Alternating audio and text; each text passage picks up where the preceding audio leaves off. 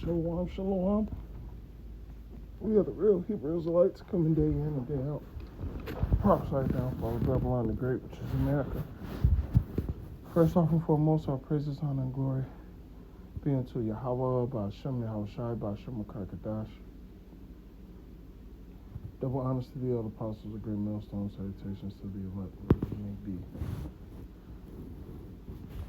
Hopping straight into this. It's no time for weakness when you're in this truth, especially in these times.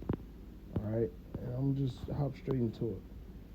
This is going back to the law, Deuteronomy 28, Deuteronomy 20 and 8. And the officers shall speak further unto the people, and they shall say, what man is there that is fearful and faint-hearted? Let him go and return to his house, lest his brethren's heart faint as well as his heart. All right. So back then, if a man was afraid to go to war, right, he was told to just stay at home, because you don't want that faint-heartedness to get on the other men in the camps. But it's the same thing here in the spirit. Right? This is a spiritual warfare. Right? You can't get faint-hearted. Right? You don't want your faith to start getting weak, and that weakens another brother's faith. No, in all actuality, work out your own salvation, but still, you don't put that spirit in the air. Okay.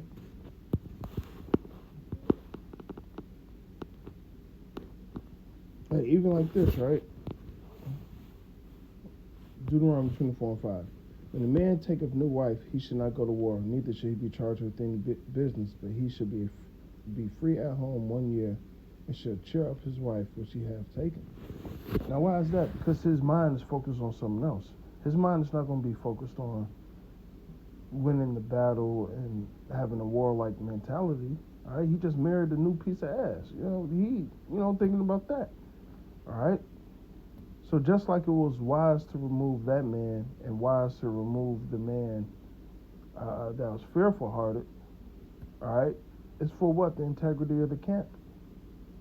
Okay? Now, there's nothing wrong with the man being removed from war because he had a wife. All right? I'll take that man any day than the man who's faint-hearted or fearful. All right? Just like when Joshua and them went out to spy the land, what happened? 10 of them came back and said, oh, they're tall, so let's just tell the nation that they're too mighty for us. And that would did what? Put a spirit of fear upon the whole nation. So it's the same thing with this truth. All right? The Lord didn't, matter of fact,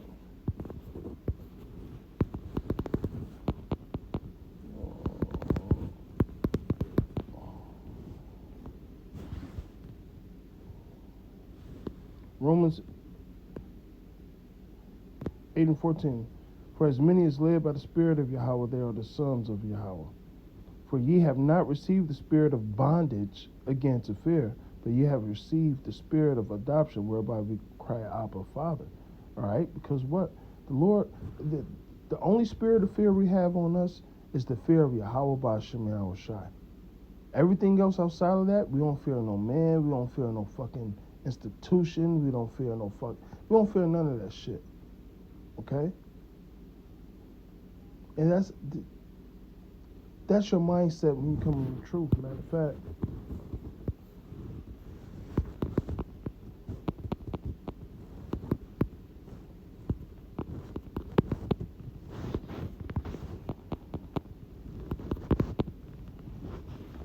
All right? Job 38 and 3. Gird up your loins like a man, for I will now demand of thee, and answer thou me. All right? Job 40 and 7. Gird up thy loins like a man, and I will demand of thee, and declare thou unto me. Okay? So you have to have this warlike mindset. All right? Paul said, fight the good fight. Paul also said, I have fought. No, it says, how does it go?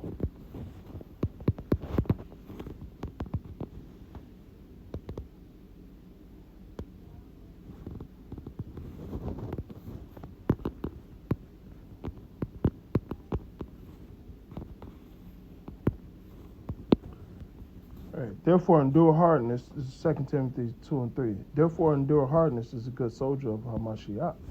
All right? So you got to go through this shit, man. All right, matter of fact, Acts 14:22 said, through much tribulation, we enter into what? The kingdom of heaven. All right, when the disciples got beat, they said they counted themselves worthy to suffer for the name's sake of Yahweh Shai. All right? Same thing we do now. All right, so we ain't got time for being fucking weak, man. If you lacking anything, like the scriptures say, pray for it, man. And one thing we all gonna need coming up is more faith. Yeah, you can never stop having more faith, man. Your faith should be increasing daily, especially seeing all these prophecies pop off. Okay? And I'll end it with this. Let me get this a wrap. All right, because we talk about the fearful and faithful. All right?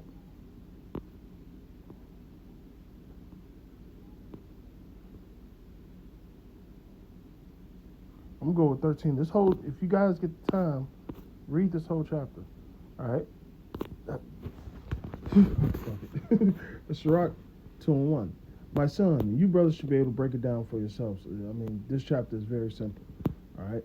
My son, if thou come to serve the Lord, prepare thy soul for temptation. Set thy heart aright and constantly endure, and make not haste in the time of trouble.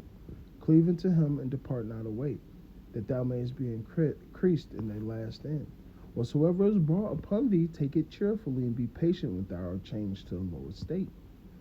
For gold is tried in fire, an acceptable man in the furnace of adversity. Adversity. Listen to these words, all right? Believe in him, and he will help thee. Order thy way aright, and trust in him. Ye that fear Yahweh, wait for his mercy, and go not aside, lest ye fail. Ye that fear the Lord, believe him, and your reward shall not fail. Like what Paul said, I have a crown laid up for me, right? Ye that fear Yahweh, hope for good and for everlasting joy and mercy. Look at the generations of old and see, did ever any trust in the Lord and was confounded? Or did any abide in his fear and was forsaken? Or whom did he despise that called upon him? For Yahweh is full of compassion and mercy and long-suffering and very pitiful, and forgiveth sins and saveth in the time of affliction. Woe be to fearful hearts, there you go, and faint hands, and sinners that go both ways, all right, because they're unstable, right? Woe unto him that is faint-hearted, for he believeth not. They go to faith, the incredulity, right? Therefore shall he not be defended. All right, so that person is going to be fucked up when the Lord returns. All right, because this man is caught without a wedding garment. Woe unto you who have lost patience. And what will you do when the Lord shall visit you? All right? They that fear Yahweh will not disobey his word, and they that love him will keep his ways. They that fear the Lord will seek that which is well pleasing unto him, and they that love him shall be filled with the law. They that fear the Lord will prepare their hearts. All right, so put themselves in order. Prep themselves for the coming of the Lord, if you will, and humble their souls in his sight, saying, we shall fall into the hands of the Lord and not into the hands of men. For as his majesty is, so is his mercy. So we rather fall into the hands of the Lord, all right, and obey the Lord than these other nations and these other leaders and these fucking heathens, okay? Hey, so with that, I pray this is edifying. Shalom.